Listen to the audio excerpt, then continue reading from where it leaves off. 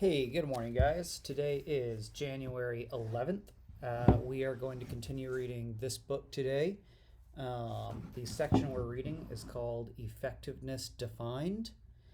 If you like what I'm doing, then please like and subscribe and follow the channel or whatever it's called. Also, follow me on Spotify. What I'm going to do is I am going to set a timer for 10 minutes, read as far as I can in that 10 minutes, and then finish the section that I'm on. And let's see, change that timer away from what I was using when I was cooking. Put the date on here. This is 1 11 23. Hope you're having a nice morning laying in bed watching this, and timer starts now. Effectiveness defined. The 7 habits are habits of effectiveness because they are based on principles. They bring the maximum long-term beneficial results possible. They become the basis of a person's character, creating an empowering center of correct maps from which an individual can effectively solve problems, maximize opportunities, and continually learn and integrate other principles in an upward spiral of growth. They are also habits of effectiveness because they are based on a paradigm of effectiveness that is in harmony with a natural law, a principle I call the PPC balance, which means people break themselves against it. This principle can be easily understood by remembering Aesop's fable of the goose and the golden egg. This fable is a story of a poor farmer who one day discovers in the nest of his pet goose a glittering golden egg. At first, he thinks it must be some kind of trick, but as he starts to throw the egg aside, he has second thoughts and takes it in. But as he starts to throw the egg aside, he has second thoughts and takes it in to be appraised instead. The egg is pure gold. The farmer can't believe his good fortune. He becomes even more incredulous the following day when the experience is repeated. Day after day, he awakens to rush to the nest and find another golden egg. He becomes fabulously wealthy. It all seems too good to be true. But with his increasing wealth comes greed and impatience. Unable to wait day after day for the golden eggs, the farmer decides he will kill the goose and get them all at once. But when he opens the goose, he finds it empty. There are no golden eggs, and now there is no way to get any more. The farmer has destroyed the goose that produced them. I suggest that within this fable is a natural law, a principle, the basic definition of effectiveness. Most people see effectiveness from the golden egg paradigm. The more you produce, the more you do, the more effective you are. But as the story shows, true effectiveness is a function of two things: what is produced, the golden eggs, and the producing asset or capacity to produce, the goose. If you adopt a pattern of life that focuses on golden eggs and neglects the goose, you will soon be without the asset that produces golden eggs. On the other hand, if you only take care of the goose with no aim toward the golden eggs, you soon won't have the wherewithal to feed yourself or the goose. Effectiveness lies in the balance, what I call the PPC balance. P stands for production of desired results, the golden eggs.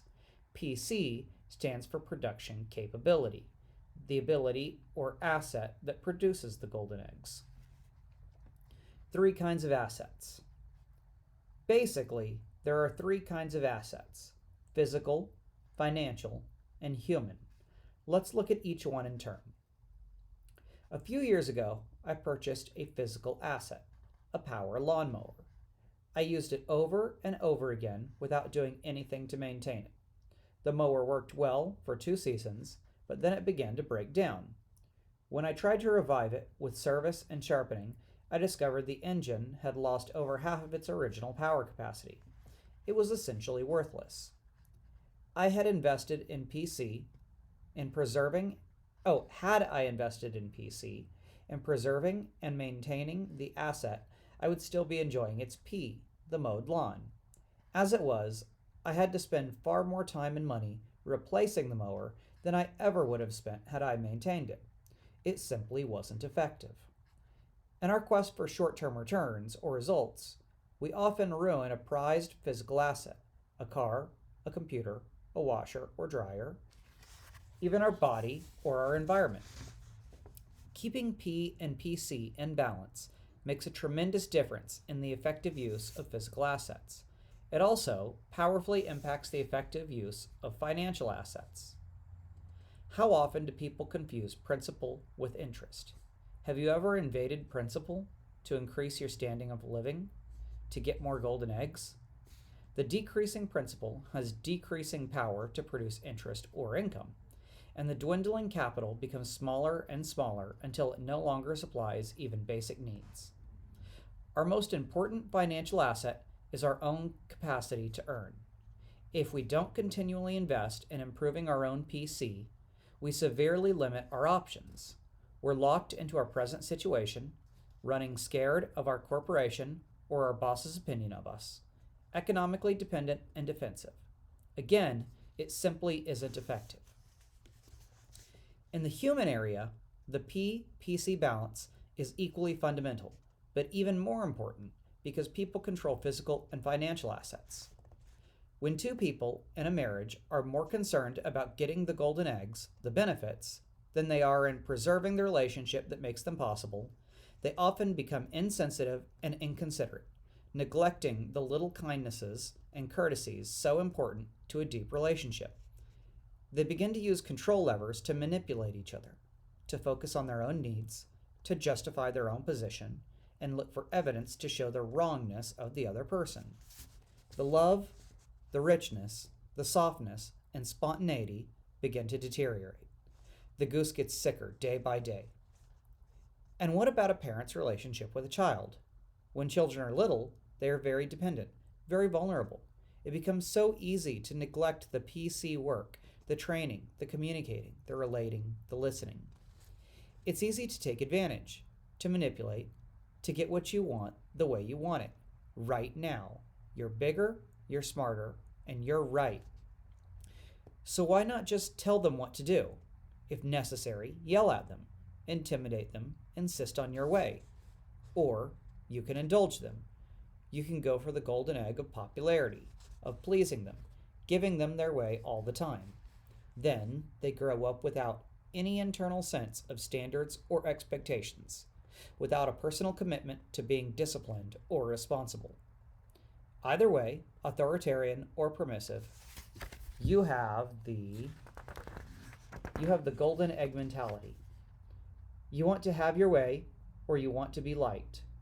But what happens, meantime, to the goose?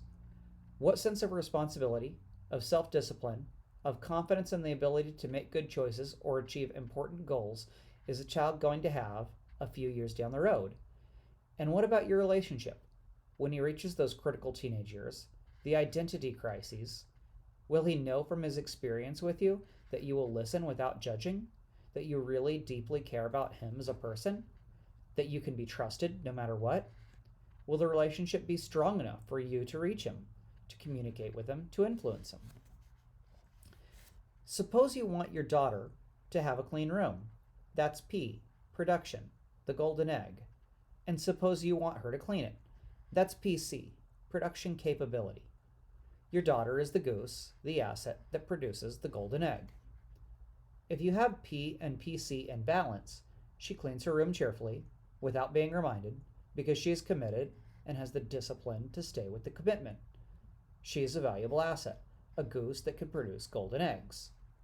But if your paradigm is focused on production, on getting the room clean, you might find yourself nagging her to do it. You might even escalate your efforts to threatening or yelling, and in your desire to get the golden egg, you undermine the health and welfare of the goose. Let me share with you an interesting PC experience I had with one of my daughters. We were planning a private date, which is something I enjoy regularly with each of my children. We find that the anticipation of the date is as satisfying as the realization. So I approached my daughter and said, "Honey, tonight's your night. What do you want to do?" "Oh, Dad, that's okay," she replied. "No, really," I said. "What would you like to do?" "Well," she finally said, "what I want to do you don't really want to do. Really, honey, I said earnestly. I want to do it no matter what. It's your choice. I want to go see Star Wars, she replied.